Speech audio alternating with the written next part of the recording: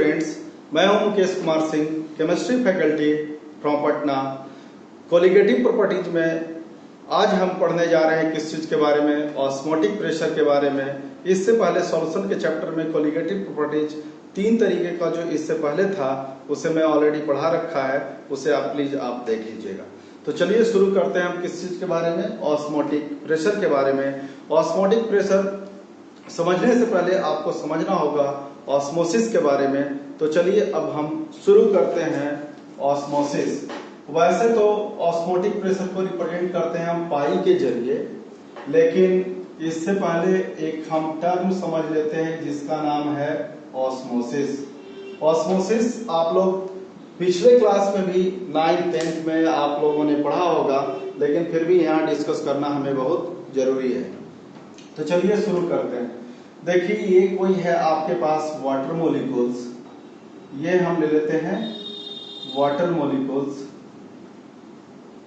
यही water molecules यदि एक जगह से दूसरे जगह पे चला जाए, यहां देखिए यहां चला आया, तो इस जगह से इस जगह पे ट्रांसफर होने में आपको कुछ न कुछ एनर्जी लगेगा, that is known as kinetic energy.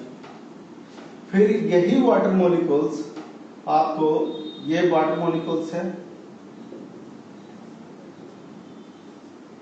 ये ऐसे हमने लिया एक वाटर मॉलिक्यूल्स को, ये इस जगह से इस जगह पे चला जाए, इसमें भी डिस्प्लेसमेंट आ जाए, लेकिन इसके बीच में एक हम मेम्ब्रेन को क्या करते हैं, पुट कर दें, that membrane is semi permeable membrane. Semi permeable membrane. तो यहां भी ट्रांसफर होने में, एक जगह से दूसरे जगह जाने में आपको लगा क्या, काइनेटिक एनर्जी, लेकिन दोनों के डिस्प्लेसमेंट में आपका डिफरेंस है। यहाँ कोई बैरियर नहीं था, लेकिन यहाँ एक बीच में एक सेमी परमिएबल मेम्ब्रेन एक बैरियर के रूप में आ गया, और इस बैरियर को भी ये वाटर मॉलिक्यूल्स एक जगह से दूसरे जगह पे पास कर गया। तो ये कहलाएगा ऑस्मोसिस, और ये कहलाएगा आपको क्या, डिफ्यूजन। तो इसको हम कहेंगे डिफ्यूजन, और ये टर्म है आपके पास कौन सा, ऑस्मोसिस। क्लियर? तो हम कह सकते हैं क्या कि osmosis is a kind, a special kind of diffusion. तो चलिए ऑस्मोसिस को और अच्छे तरीके से समझने की कोशिश हम करते हैं, ठीक है। देखिए ऑस्मोसिस को समझने के लिए एक हम ऐसे कंटेनर ले लेते हैं, ये है हमारे पास एक कंटेनर, इसके बीच में एक हम ले लेते हैं barrier, that is known as semi permeable membrane. Semi permeable membrane, ठीक है। देखिए ये अब 2 कंटेनर हो गया, बीच में इसके आ जाने के कारण, क्योंकि ये तो बैरियर का काम किया है। तो इधर एक हम ले लेते हैं सॉल्यूशन, उसमें भी कोई भी सॉल्यूशन होगा तो उसमें सॉल्यूट होगा और क्या होगा, दूसरा होगा सॉल्वेंट। इधर भी होगा कोई सॉल्यूट और क्या होगा, सॉल्वेंट। यानी हम 2 कैटेगरीज का ले लेते हैं क्या, सेम टाइप का सॉल्यूशन ए, जिसका कंसंट्रेशन सॉल्यूशन बी के कंसंट्रेशन से क्या होगा, डिफरेंट होगा। देखिए दोनों के केस में सॉल्वेंट सेम है, सॉल्यूट भी सेम है, लेकिन यहाँ सॉल्यूट का अमाउंट लेस है और यहाँ सॉल्यूट का अमाउंट क्या है, इसके रिस्पेक्ट में क्या है, मोर है। तो जिसमें सॉल्यूट का अमाउंट कम हो तो उसका कंसंट्रेशन क्या होता है, इसका कंसंट्रेशन हो जाएगा आपके पास क्या, लो, और इसका कंसंट्रेशन हो जाएगा क्या, हाई, ठीक है। Concentration low and concentration high. तो वैसा कोई सॉल्यूशन जिसका कंसंट्रेशन लो हो, किसी दूसरे का कंसंट्रेशन हाई हो, तो जब हम कंपैरिजन करते हैं किसी चीज को, जैसे अमीरी का कंपैरिजन हम करते हैं किस चीज से, गरीबी से। जैसे कोई अमीर व्यक्ति है, गरीब है तभी अमीर है, नहीं तो गरीब नहीं होता तो वो अमीर व्यक्ति कभी होगा ही नहीं। या कोई गरीब है और वही केवल रह जाता तो वो अमीर हो, वो अमीर कहे खुद को या गरीब कहे, बात क्या है, सेम है। उसी तरीके से यहाँ हम दोनों सॉल्यूशन का कंपैरिजन कर रहे हैं तो इसका कंसंट्रेशन क्या है आपके पास, लेस, इसका कंसंट्रेशन हो जाएगा मोर।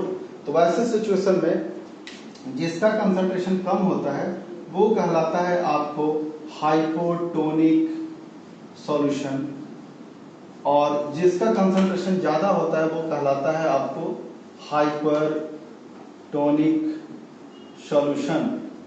ठीक है। तो देखिए इसका नाम सेमी, सेमी का मतलब ये होता है हाफ, परमिएबल मतलब कि इन दोनों में से किसी एक को ही अलाउ करेगा कि अपने थ्रू पास करने के लिए, किसी दूसरे को नहीं करेगा।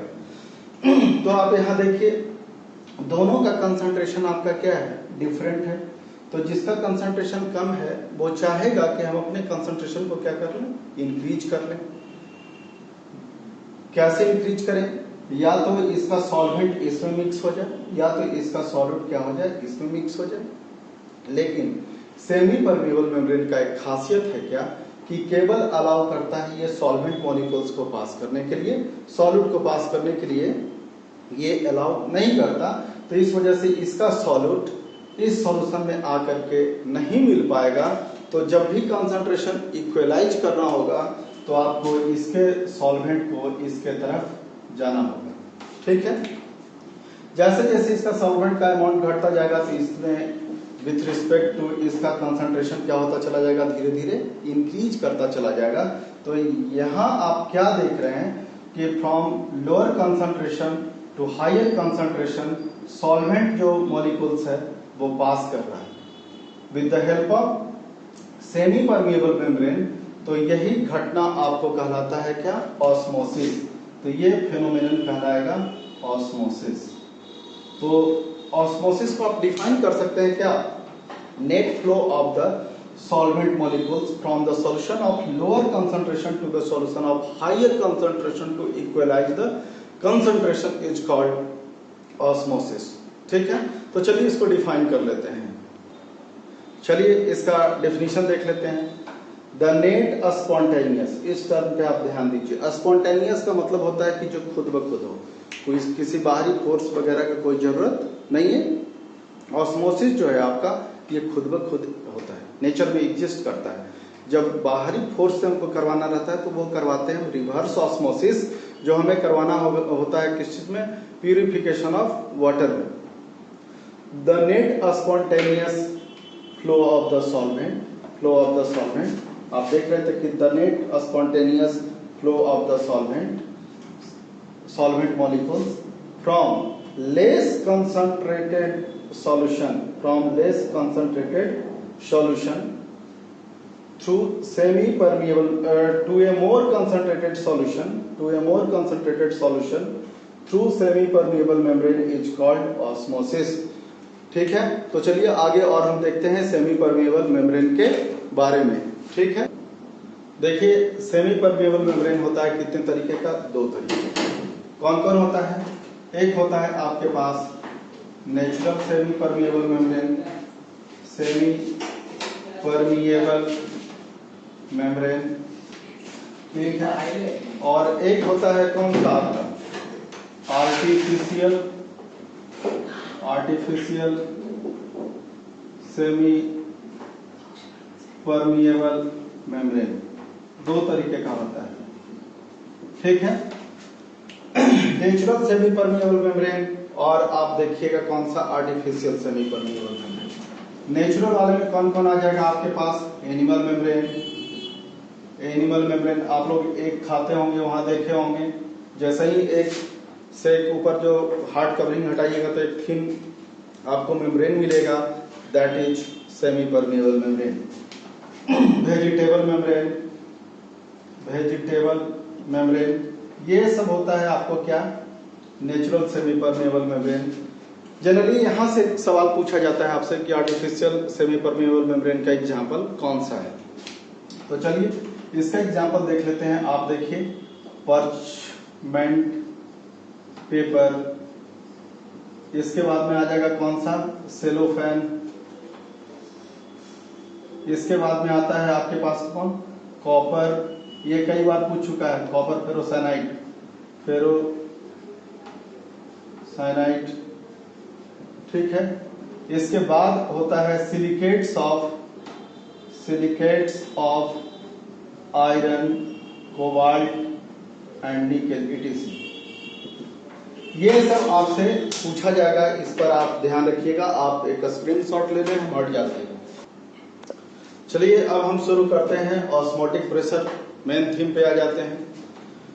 रिप्रेजेंट करते हैं इसे हम किस चीज से, पाई से। इसे समझने के लिए हमने क्या किया है कि एक कंटेनर लिया है, इसमें ले लिए हैं हम डिस्टिल वाटर, और एक इस तरीके का कंटेनर लिए हैं जिसमें ले लिए हैं क्या, सॉल्यूशन, और इसके ठीक नीचे एक क्या करते हैं, सेमी परमेबल मेम्ब्रेन को फिट कर देते हैं। यहाँ हमने सेमी परमेबल मेम्ब्रेन इसके बॉटम में क्या कर दिया है, लगा दिया है। इसका तो कंसंट्रेशन क्या हो जाएगा आपके पास, इसके कंपैरिजन में इसका कंसंट्रेशन हो जाएगा लो, इसका कंसंट्रेशन हो जाएगा क्या, इसका कंसंट्रेशन हो जाएगा हाई। ठीक है, तब तो आप समझ ही गए होंगे कि ये जो डिस्टिल वाटर है, अब इसके अंदर ऑस्मोसिस के जरिए क्या होना शुरू हो जाएगा, एंट्री लेना शुरू हो जाएगा। यहाँ एक घटना घटेगा, वो घटना होगा कौन सा, यहाँ एक प्रोसेस होगा, यहाँ एक प्रोसेस कौन सा होगा, वो होगा ऑस्मोसिस का। ये प्रोसेस है कौन सा, ऑस्मोसिस। धीरे धीरे इसके वाटर मॉलिक्यूल्स जब अंदर जाना शुरू हो जाएंगे, क्यों होंगे, क्योंकि इसका कंसंट्रेशन ज्यादा है, इसका कंसंट्रेशन क्या है, कम, तो धीरे धीरे इसका लेवल जो है इसमें बढ़ना शुरू हो जाएगा। ठीक है, कुछ लेवल यहाँ ऐसे बढ़ा, जैसे यहाँ से यहाँ तक एच हाइट बढ़ा। ठीक है, तो एक खास समय के बाद ऊपर से भी एक प्रेशर लग रहा है, that is known as atmospheric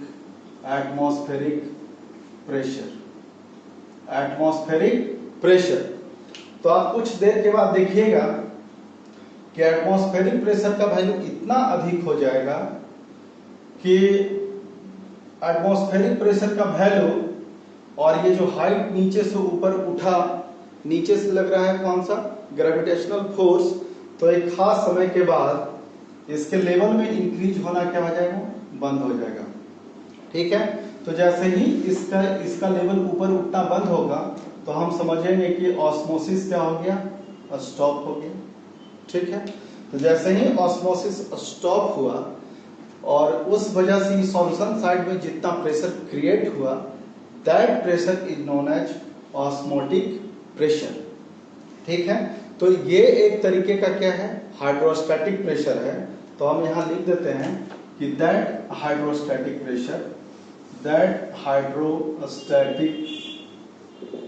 pressure which develops on solution side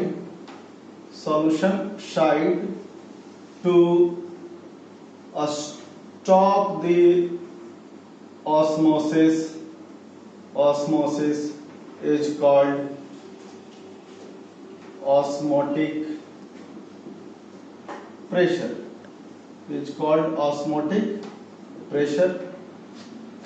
यानी हम कह सकते हैं that hydrostatic pressure which develops on solution side to stop the osmosis is called osmotic pressure। ये काफी इंपॉर्टेंट है एग्जाम के लिए, हम हट जाते हैं, आप इसका स्क्रीनशॉट ले। चलिए आगे देखते हैं। तो इस जगह पे एक पाई इक्वल टू हमारे पास आ गया एक फार्मूला H रो G। ठीक है, यहाँ आपके पास क्या है, पाई है ऑस्मोटिक प्रेशर, H है आपके पास कौन सा, height of the solution, rho is the density of the solution, and G acceleration due to gravity. इसमें बहुत सारे सवाल आते हैं, तो ये सब हम अपने पीडीएफ के फॉर्म में आप लोगों को देंगे, आप उसको सॉल्व करिएगा। चलिए आगे बढ़ते हैं। चलिए चलते हैं उन सब चीजों पे जहां से ढेर सारा न्यूमेरिकल बनता है, पूछा जाता है मेडिकल में, इंजीनियरिंग में। तो एक्सप्रेशन ऑफ ऑस्मोटिक प्रेशर। एक साइंटिस्ट थे जिनका नाम था वॉन टॉप ने एक्चुअली कहा क्या कि जो सॉलिड पार्टिकल्स होता है किसी सॉल्यूशन में, उसी के वजह से एक प्रेशर क्रिएट होता है due to bombardment of the solid particles on the semi permeable membrane. तो उनके अकॉर्डिंग क्या था, तो आपने पढ़ा होगा गैसियस स्टेट में PV = nRT। तो इन्होंने क्या समझा कि डाइल्यूट सॉल्यूशन जो होता है वो बिहेव करता है किसके तरीके का, जो आइडियल गैस सॉल्यूशन की तरह वो क्या करता है, बिहेव करता है। तो सेम ही इक्वेशन को वॉन थॉप ने क्या किया, यूज किया, लेकिन नोटेशन को थोड़ा सा चेंज किया। वहां पढ़ते हैं क्या, P V equal to N R T, यहाँ है पाई भी equal to N R T. तो चलिए, आपने वहां पढ़ा होगा कि P V is equal to N R T, तो यहाँ ये P ना होकर के यहाँ हो जाएगा आपके पास pi V is equal to N R T. ऐसे भी लिख सकते हैं pi equal to N by V R T, या आप इसको लिख सकते हैं पाई इक्वल टू, ये नंबर ऑफ मोल्स है, ये वॉल्यूम ऑफ द सॉल्यूशन है पर लीटर के हिसाब से, तो ये हो जाएगा कंसंट्रेशन CRT। ठीक है, तो आप यहाँ देखिए, यहाँ है आपके पास गैस कांस्टेंट का वैल्यू है, T है टेम्परेचर इन केल्विन, यहाँ जो आपका जो R का जो वैल्यू होगा वो होगा 0.0821 लीटर ATM पर केल्विन पर मोल, लेकिन बार के टर्म में आप लेंगे तो 0.083 लीटर बार पर ATM पर मोल हो जाएगा। ठीक है, तो चलिए और आगे हम बढ़ते हैं। इस चीज को और भी हम ऐसे लिख सकते थे, pi equal to number of mole equal to the weight by molecular weight into V R T, ऐसे भी लिख सकते हैं। और भी लिख सकते हैं इसको क्या तो चलिए यहाँ कर देते हैं pi into M is equal to W by V R T. तो आपने पढ़ा होगा डेंसिटी इक्वल टू होता है मास बाई वॉल्यूम, या वेट है या मास है बाई वॉल्यूम, तो आप ये भी लिख सकते हैं pi M is equal to D R T, या सिंपली आप कर सकते हैं pi equal to D R T by M. इन सबों पे भी ढेर सारा आपको न्यूमेरिकल पूछा जाता है, तो स्क्रीनशॉट ले लीजिए। तो आर का भी वैल्यू लिख लीजिए, आर का होता है 0.0821 लीटर एटीएम पर केल्विन पर मोल। आप यहाँ देखिए, यहाँ एटीएम में है और यहाँ किस चीज में है, बार में है। एग्जैक्ट आंसर लाना होगा बार के लिए, तो आप यहाँ 83 करिएगा और यहाँ 82 है, ध्यान रखिएगा इस बात को। हालांकि बार और एटीएम में बहुत सारे लोग क्या करते हैं, एक ही वैल्यू को पुट करके न्यूमेरिकल को सॉल्व कर लेते हैं, लेकिन थोड़ा सा फ्लक्चुएशन आ जाता है, इसमें फ्लक्चुएशन आने का कोई चांस नहीं रहेगा, एग्जैक्ट आंसर आएगा। चलिए आगे हम देखते हैं। तो चलिए शुरू करते हैं। हम देखते हैं क्या, van't Hoff theory of dilute solution, यह आपके एकेडमिक एग्जाम में आएगा, आप इसे नोट भी कर करके रखिएगा। देखिए वॉन थॉप का कहना था क्या कि dilute solution of non electrolyte, यहाँ देखिए ये लिखा हुआ है नॉन इलेक्ट्रोलाइट। इलेक्ट्रोलाइट क्या होता है कि जब कोई भी केमिकल सब्सटेंस को आप जैसे वाटर में डालते हैं तो वो अपने कंपोनेंट आयन में यदि वो टूट जाए तो वो है इलेक्ट्रोलाइट, नहीं टूटता है तो वो है आपके पास कौन सा, नॉन इलेक्ट्रोलाइट। तो डाइल्यूट सॉल्यूशन का मतलब समझ में आता ही होगा कि जिसमें अमाउंट ऑफ सॉल्यूट क्या है, वेरी वेरी क्या है, लेस है। तो dilute solution of non electrolyte behave similar to gases, इसी वजह से आपको लगा कौन सा, pi V is equal to N R T. Finally आपने देखा क्या, pi equal to C R T. Clear. फिर इनका स्टेटमेंट था क्या, osmotic pressure is due to bombardment of the solute molecules on the semi permeable membrane, ये है semi permeable membrane, और सॉलिड पार्टिकल्स इस पर क्या कर रहे हैं, बम्बार्डमेंट यदि कर रहा हो इस तरीके से, तो आपने पढ़ा होगा कि प्रेशर इज इक्वल टू होता है क्या, फोर्स बाई एरिया। जितना ये बम्बार्डमेंट से फोर्स लगाएगा जितना एरिया पे, उसी हिसाब से इसका प्रेशर का वैल्यू क्या हो जाएगा, बढ़ेगा। चलिए आगे देखते हैं। नोट, ये मेडिकल और इंजीनियरिंग में ये जनरली ऑब्जेक्टिव के रूप में ये सब आता रहता है क्या, 0.9% NaCl सॉल्यूशन, 0. जो आप डॉक्टर के यहाँ जाते हैं तो पानी जो चढ़ा देता है, यही होता है 0.9% NaCl solution is isotonic with blood. Isotonic कहने का मतलब क्या होता है कि जितना ब्लड का कंसंट्रेशन होगा उतना ही कंसंट्रेशन होता है 0.9% NaCl सॉल्यूशन का। चलिए आगे बढ़ते हैं। If a number of solute present in the solution then total pressure आप सबको अलग अलग आप ऑस्मोटिक प्रेशर को क्या कर लीजिए, निकाल लीजिए और सबके सम को ऐड कर दीजिए, वही आएगा कलेक्टिव टोटल प्रेशर। यानी if a number of solid present in the solution then total pressure का वैल्यू, टोटल प्रेशर यानी पाइप रिजल्टेंट का वैल्यू आ जाएगा पाइप 1, पाइप 2, पाइप 3, जितना है सबको क्या कर दीजिए, आप ऐड कर दीजिए, टोटल वैल्यू आपको आ जाएगा। आप स्क्रीनशॉट ले लें। चलिए ऑस्मोटिक प्रेशर से रिलेटेड एक हम सवाल देख लेते हैं। Calculate the osmotic pressure. कहा गया कि कैलकुलेट द ऑस्मोटिक प्रेशर यानी पाई इक्वल टू वॉट। जैसे जैसे पढ़ते जाइए वैसे वैसे लिखते जाइए। Calculate the osmotic pressure at 273 kelvin. Kelvin की मतलब क्या, टेम्परेचर दिया हुआ आपके पास 273 केल्विन ऑफ ए 5% सॉल्यूशन। अब यहाँ परसेंट आ जाए तब आप क्या समझिएगा, ऑस्मोसिस के टर्म में जब कभी भी आपको आ जाए परसेंट के फॉर्म में, तब आप समझिएगा weight by volume, weight by volume, क्योंकि यहाँ स्पेसिफाई नहीं किया हुआ। लेकिन जैसे ही ऑस्मोटिक प्रेशर पूछे परसेंटेज में हो तो आपको समझना होगा वेट बाई वॉल्यूम। ठीक है, तो हम यहाँ से आपके पास लिखा हुआ है 5% वेट बाई वॉल्यूम, ये अनुभव से सीखा जा गया है। ठीक है, और ऐसा होता भी है, लेकिन थ्योरी में कहीं लिखा नहीं रहेगा आपको। इसका मतलब है आपके पास कि 5 ग्राम सॉल्यूट है, परसेंट कितना निकालते हैं 100 में, कितना में 100 सीसी सॉल्यूशन में। तो यहाँ से आपको निकल गया वॉल्यूम, निकल गया कितना 100 सीसी, आपको लीटर में कन्वर्ट करना होगा। यहाँ आपके पास वेट कितना निकल गया 5 ग्राम। ठीक है, ऑफ यूरिया, यूरिया का फार्मूला आपको पता होना चाहिए, NH2CO NH2। याद रखने का सबसे आसान तरीका, बीच में है CO, दोनों तरफ से क्या हो जाएगा NH2 तो इसका जो मोलिकुलर वेट होता है 60। आप ऐड करके देख लीजिएगा, नाइट्रोजन का, हाइड्रोजन का, कार्बन, ऑक्सीजन, टोटल वैल्यू आएगा आपके पास कितना आ जाएगा 60 आ जाएगा।